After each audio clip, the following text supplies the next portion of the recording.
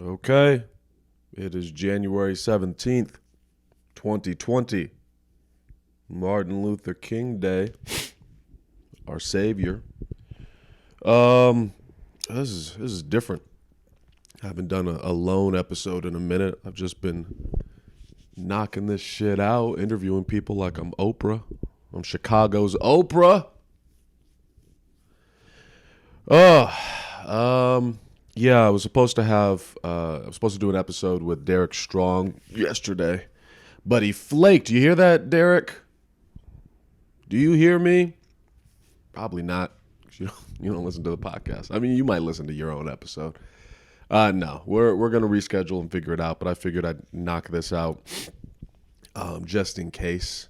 And I've been good. I made a 4-point plan that I think I brought up on TikTok that I will elaborate on with more than 3 minutes. My 4-point plan towards joy. First is being present, living in the moment and not drifting off into some sort of fantasy world when I get upset or angry or uncomfortable or jealous or irritated or frustrated or other adjectives that describe my general day-to-day feelings if left unchecked.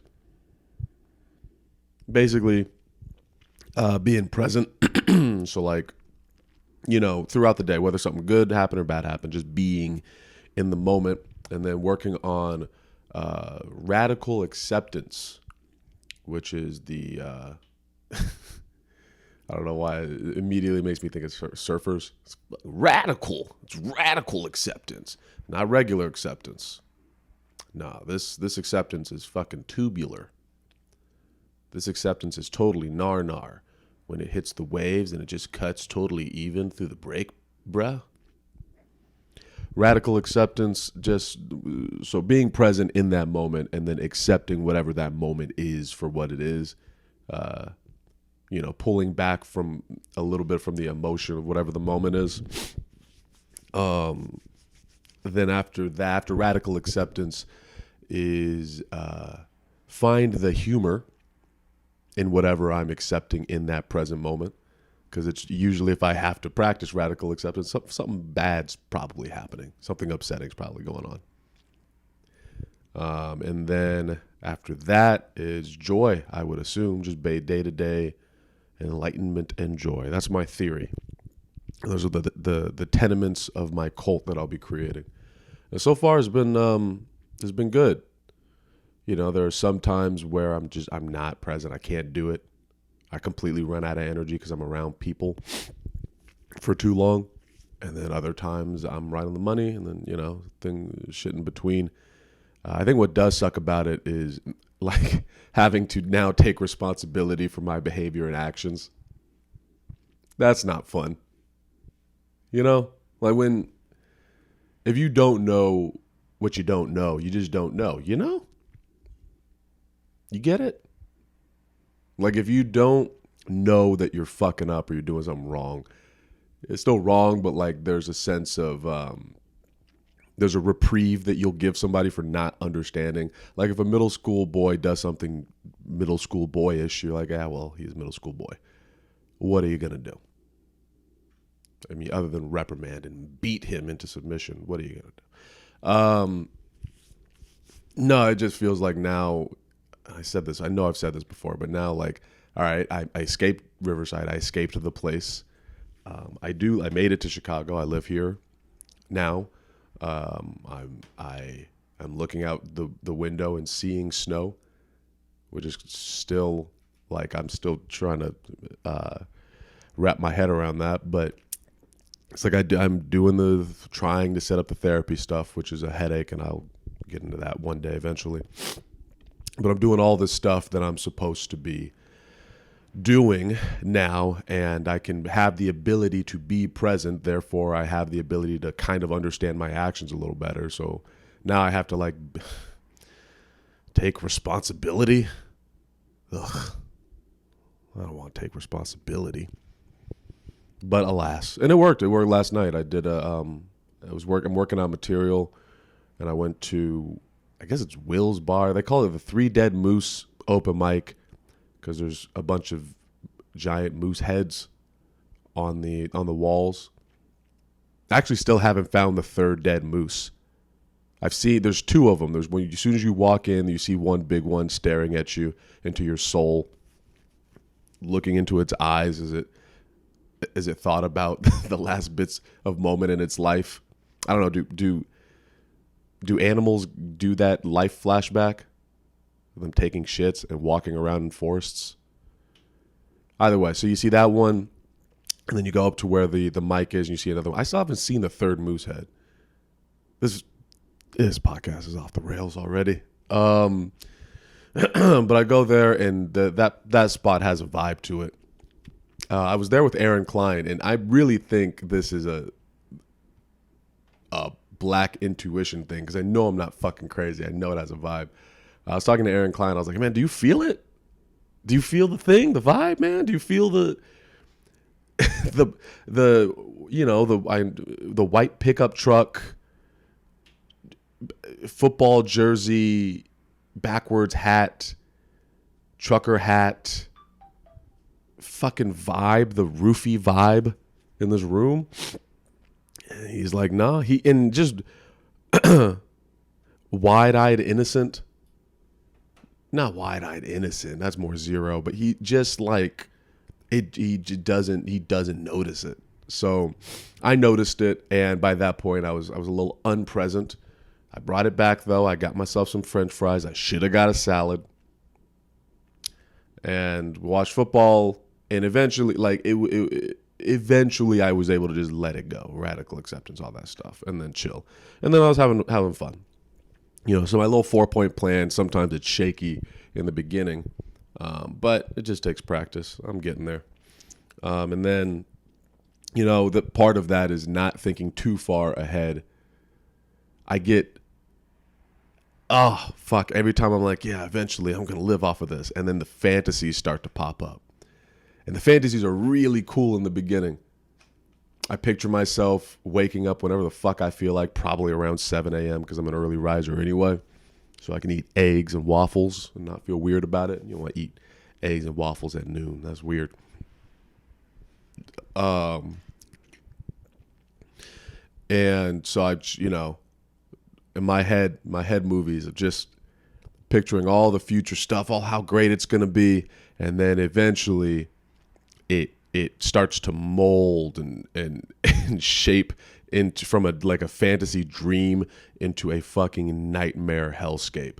And it's fast too. It's like avocado rotting fast, where one moment I'll be in fantasy land having fun in my head movies, being like, yeah, I'm gonna be a successful comedian living in Chicago, walking around with gloves, fingerless gloves, so I can still text but also keep kind of warm. And then eventually it fucking molds itself into, well, why aren't you there yet? Well, what happened in your past is my Batman flashback. What happened in your past that brought you to this point? Why are you sitting in a dingy apartment where your bedroom door broke off the handles for no fault of your own? Technically in the South Side. What brought you to this moment? The other people did. They brought you down. And then like the swelling orchestral music has to start coming up. They brought you down. They didn't believe in you. And you're going to show them. You are the night. You are vengeance. That's what happens. It goes from, oh man, this is going to be great when I can live off of this, to you are the night and you are the vengeance. Yeah. So and that's where the whole 4-point plan, that's where the fucking presence comes in, where I'm like, all right, well, I can't think about the future. It's just going to upset me eventually. I just got to think about this one little baby step forward. I try not to even look up. Like if you ever had to walk really far because you got stranded in Chicago after an open mic that went later than you expected and the bus didn't show up and there's no train near you, so you have to walk your ass home in the fucking snow. So that didn't happen. Nobody else, just me. Nobody else had to walk 2 miles in the snow to get to Pilsen. I'm going to be that old man in the future that walk 2 miles both ways uphill. I'm going to be that guy. Yeah, when you get to when you're walking or whatever and you have to walk somewhere and you get to a point where looking forward, it feels like forever. It's just vast. And Chicago is very flat. Like you look forward and it's an endless sidewalk of snow and graffiti and brick walls and the few homeless people that kind of come by that try to talk to you in gibberish and you just have to ignore them. Act like you have headphones on when you don't because you want to make sure you can hear them in case they start to come back from behind you. You know, you start hearing those footsteps. Like you got to make sure you're prepared for that. When I'm in that situation, I look down. I put my fucking hoodie up or whatever, and I just look down at my feet and I don't even look at what's ahead and I just keep fucking trekking. That's I feel like the mentality that I have to have for the stand-up shit so I don't lose my mind. But in the positive of that, I haven't lived here too long, and I feel like I'm further than I think. Maybe I got booked for. I'm gonna headline one show in February, and I'm gonna open up for this musician in February as well, which is cool. I got asked to headline, and it's like a bar or something. I don't know. I don't know what it's gonna be like, but it's just cool to be asked and to get that chance. And I'm gonna have Brian Rowe film it so that I can finally have like clips to show people. That's another thing I keep running into. Everyone's like, well, show me your clips. It's like I have the one-man show and comedy, which is a weird thing to show somebody. Like it's not really indicative of what I do on stage normally, and it's super long, and it's a lot. And then I have like one clip from I think the Ice House before my locks had any sort of hang time. Like when I could look forward and I didn't have a curtain of hair in front of my eyes. That was so long ago and not at all what I do anymore. I don't do any of that material anymore, and it doesn't really feel like it represents me. I feel like I want to take that shit down. It was on the Buddy System account, and I don't feel like dealing with all that. But yeah, so he's gonna film me, and if the set goes well and the audio works and all that, then I have some clips for people, which is cool. And then opening up for this musician, I think it was February 10th, he said, which is also exciting, and I think something I really want to lean into. Like I think it would be a good angle to take to find underground musicians. I know I talked about this before, but underground musicians, hip hop artists, music that I like, I think it'd be really cool to open for them, and that's a lane I don't think I've seen a lot of comics do out here. From what I've seen of people that are getting booked, they're getting booked at comedy shows, and that makes sense because they're doing comedy. But you know me, I like to find the nooks and crannies of this game. Try to take the road less traveled, and this is what I'm mostly excited for. I said that I asked Johnny Gold to record stuff, and he's not going to record anything and send it to me like in a nice, reasonable audio file. So he sent me this message, and I asked him if I could respond to it. Let's see. Hey, Aaron, it's Johnny, man. Hope you're doing well out there. It sounds like you are. I listened to your last podcast, and something I just thought about, those people who treated you bad, those white people when you were a kid, when stuff like that happens, as a child, it can be traumatic. I've had things happen to me, too. But as you go on in life, you have to remember those people are shit. You have to consider the source. Anytime somebody tells you something bad or even good, you have to consider the source. And those people mean nothing in life. They should have never done that to you. And I'm sorry that happened to you. But don't take that with you anymore. Learn from it. Go out, do your art wherever you're doing it. Be kind to people. You're a nice looking guy. And you're just carrying so much stuff in your head that it's affecting what you do on stage and how you view people, especially whites.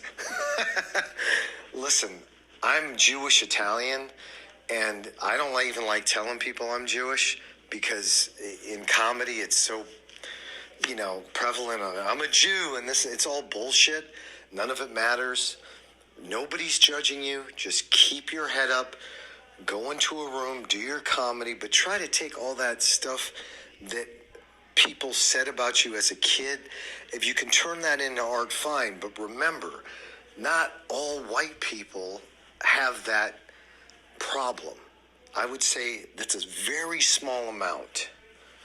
You can ask Jesse Smollett.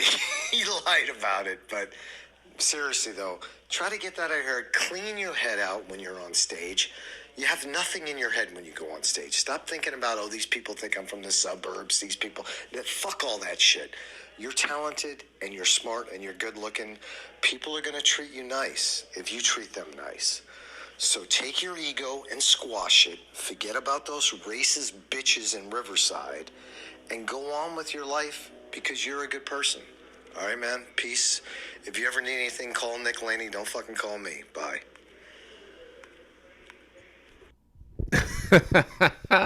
That's Johnny Gold.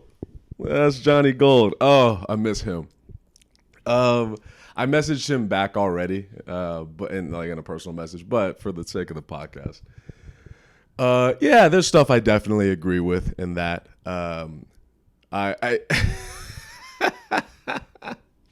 there's definitely stuff I agree with there. And I think what I've come to realize is, and people have said stuff like this to my whole life.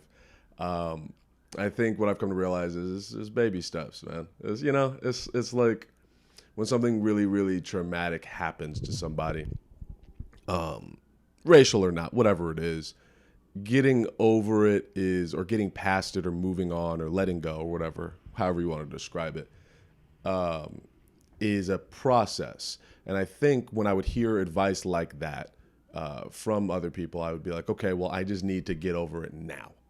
Well, now I need to just let it go. And then I would get fucking angry with myself when I was like, well, why can't I let this violent racist history in my life go right now? And it's, I